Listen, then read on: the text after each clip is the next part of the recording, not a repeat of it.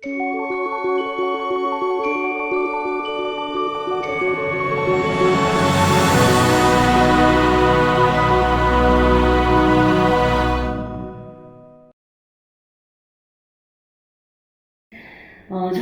오늘 준비한 내용은 앞서도 말씀하셨지만 좀 다소 이렇게 무거울 수 있고 또 황당할 수 있는, 그리고 또 어떻게 보면은 좀 도발적으로 들린다, 이렇게 평가하시는 분들이 많습니다. 그런 내용입니다. 여기 계신 분들은 빚은 꼭 갚아야 된다 이렇게 생각하시죠? 네. 우리나라 사람들은 신념을 갖고 있습니다. 그리고 입버릇처럼 얘기합니다. 빚은 반드시 갚아야 한다. 그리고 무덤까지 가져가서라도 갚아야 되고, 빚진 죄인이다, 이렇게 얘기들을 많이 합니다. 근데 오늘 저는 제가 정부도 아니고요, 그리고 금융회사도 아닙니다. 돈 많은 재벌도 아니고 가난한 시민단체를 운영하고 사회적 기업을 운영하는 제가 올 한 해 42억 원의 채권을 태워버렸고 400여 명의 채무자들을 빚에서 해방시켰습니다. 여기서 중요한 숫자는 1%입니다. 우리가 평상시 질투에 빠지지 않는 그런 잘 나가는 숫자 1%가 아니고요. 99% 사람들의 삶을 살리는 착한 숫자 1%에 대해서 얘기를 하도록 하겠습니다. 롤링 주빌리라는 게 있습니다. 그 해석을 하면요, 비탄감 새 출발이다 라는 뜻입니다. 이 운동은 2012년 미국에서 바로 이런 구호와 함께 시작됐습니다. 4년 전 은행들이 구제받았습니다. 이제 우리 차례입니다. 미국의 아큐파이 월스트리트 팀이 미국의 금융의 심장부라고 할 수 있는 월스트리트에서 올해 연체된 시민들의 빚 190여억 원을 모아서 태워버렸습니다. 저희도 이 운동을 모델 삼아서 42억 원의 빚을 태웠습니다. 저는 많은 분들께 이렇게 얘기합니다. 빚은 반드시 갚아야 되는 것이 아니라 형편껏 갚는 것이다. 물론 쉽게 동의하기 어려울 겁니다. 모럴 해저드, 도덕적 해이에 빠지지 않느냐, 빚을 너무 쉽게 탕감해줘서는 안 된다. 왜 시민들이 다른 사람의 채권을 태워야 되느냐, 내 빚은 그럼 어떻게 할 것이냐, 내 빚도 갚아주느냐, 이런 질문들을, 의문들을 던지시는 분들을 많이 만나봤습니다. 이제부터 얘기를 시작해 보도록 하겠습니다. 실제 현재 우리나라에서 가장 시급하고 심각한 문제 중에 하나를 꼽는다면 단연코 가계부채 문제입니다. 총량은 현재 그 GDP에 근접해 있고, 가계 그 가처분 소득 대비 부채 비율이 150%를 넘어서고 있습니다.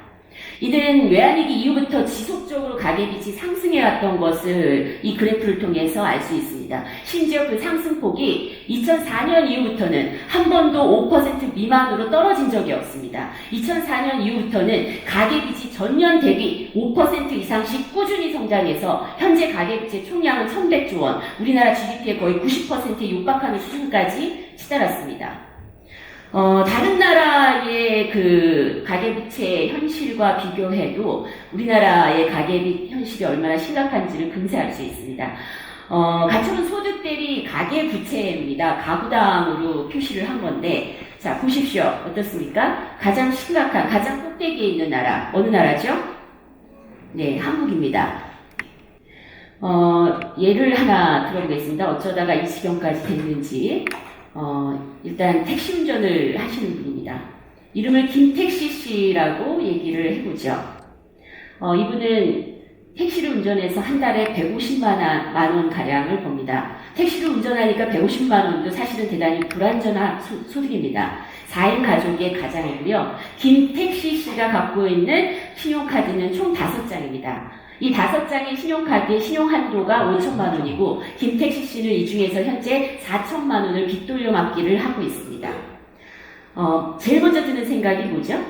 150만 원 버는데 4천만 원의 카드를 사용을 하고 있고 1천만 원을 추가로 더 사용할 수 있다. 미친 거 아니야? 이런 생각 안 드십니까? 근데 질문을 드리겠습니다. 김택시 씨가 미쳤습니까? 아니면 카드사가 미쳤습니까? 네.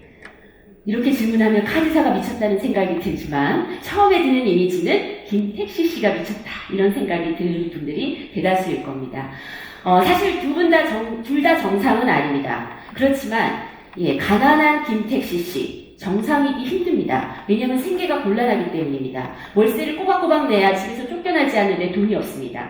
아이가 아픈데 병원비가 없어요. 부인이 출산을 해야 되는데 병원비가 없습니다. 한 달 10시간 꼬박 일해봐야 겨우 손에 쥘 수 있는 돈이 150만 원인데 나갈 돈은 천지입니다.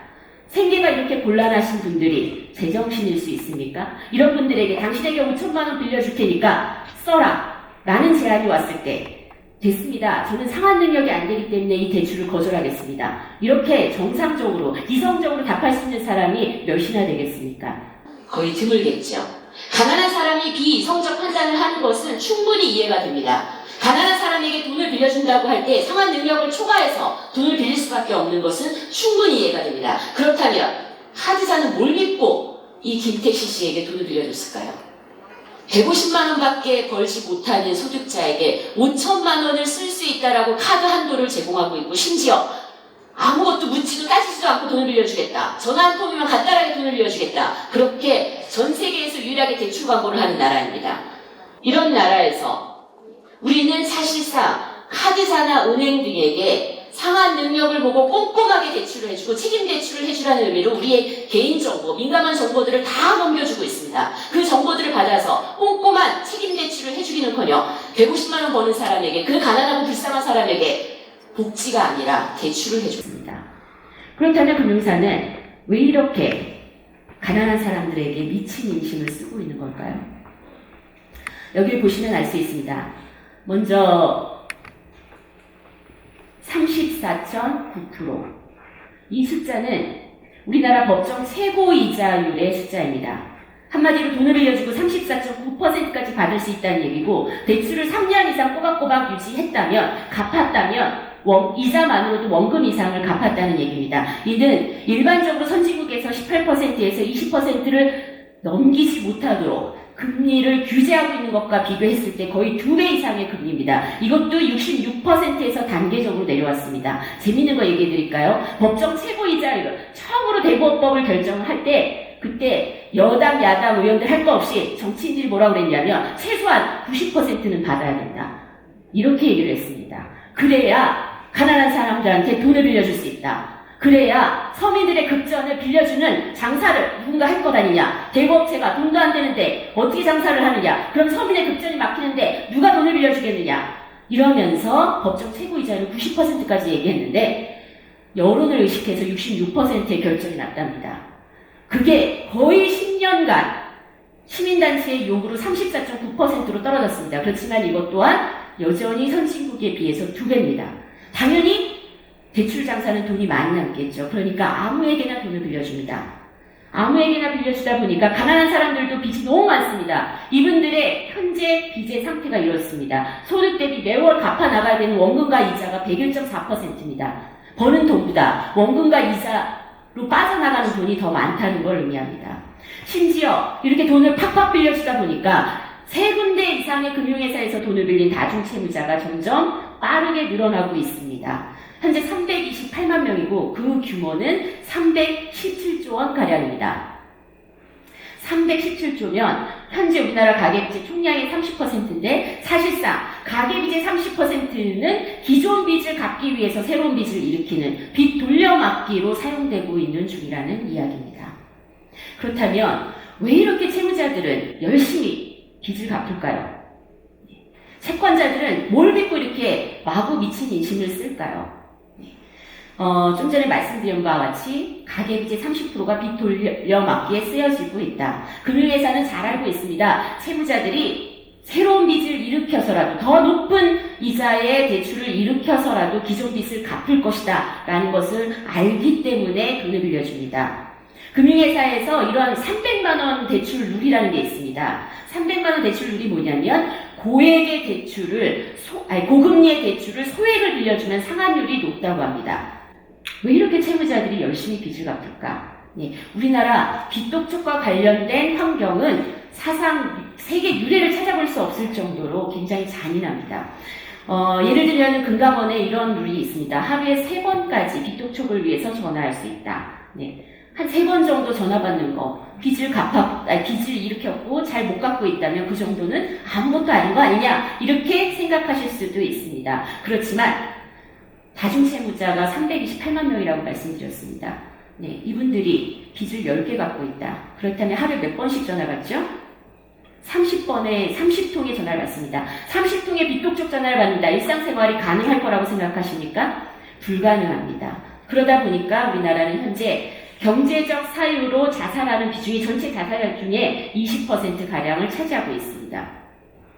그런데 이렇게 지독하고 잔인한 불법 채권 추심이 난무하고 있는 가운데도 여전히 채무자들은 자기 방어를 적극적으로 하지 못하고 있고, 이 채무자들이 불법성을 스스로 입증해야만 불법성이 입증이 되는 이상한 법 제도 환경이 여전히 유지되고 있습니다. 그럼에도 불구하고 한 해 불법 추심과 관련된 민원이 1980건이나 되고, 그런데 정부 당국은 이들에 대해서 솜방망이 처벌에 그치고 있습니다. 구성률이 거의 1%밖에 되지 않습니다.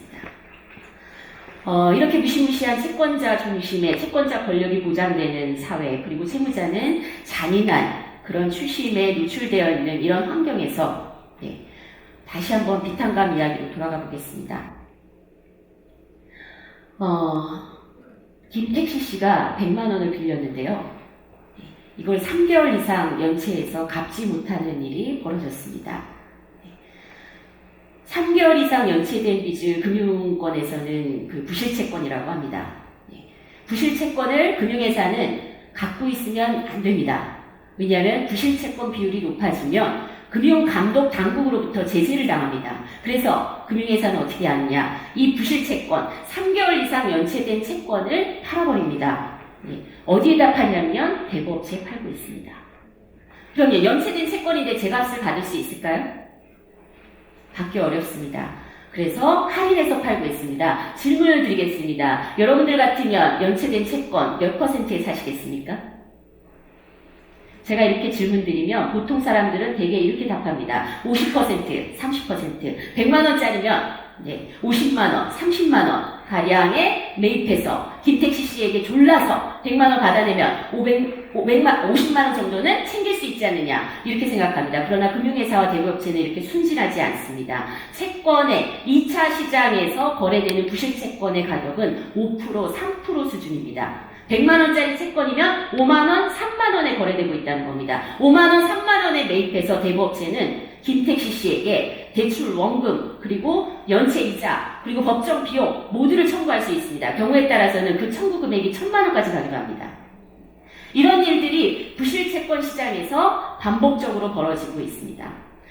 반복적으로 벌어지다 보니까 나중에는 이런 일들이 벌어집니다. 이 대부업체에서 회수해서 회수가 안 된 채권을 또 다른 대부업체에 넘깁니다. 결국 빚이 계속 대부업체들을 전전하면서 땡처리 되고 있는 겁니다. 저희는 여기에서 우리가 할 일을 찾았습니다. 미국의 롤링 주빌리 운동도 바로 이 원리에서 시작됐습니다. 미국에서 190억 원의 채권을 소각하는 데 들어갔던 돈은 시민들의 모금 7억 원밖에 되지 않습니다. 우리나라는 미국에 이어서 42억 원의 채권을 소각했다고 말씀을 드렸습니다.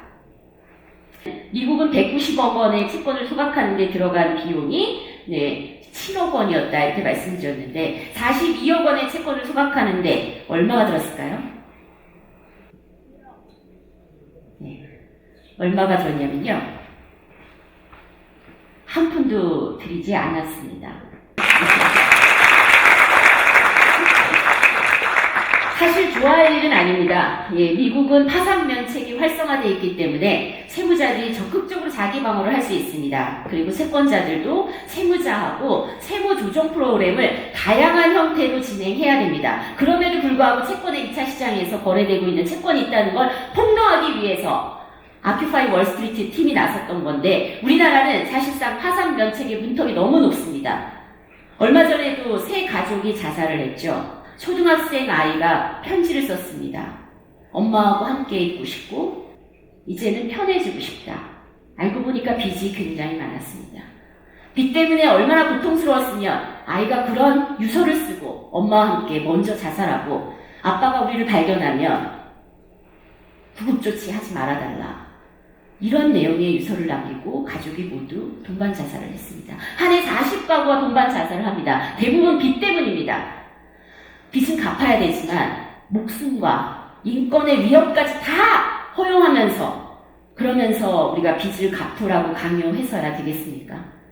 사실 저는 앞서도 말씀드렸지만 빚은 형편껏 갚는 것이다 이렇게 말씀드리고 있습니다. 이는 두 가지에서 의미가 있습니다. 하나는 형편껏 갚게 되고 형편이 안 돼서 못 갚으면은 사실상 적극적으로 구제를 해줘서 우리가 새 출발을 지원할 수 있습니다. 현재 빚을 갚지 못해서 사회에서 완전히 퇴출된 사람이 114만 명입니다.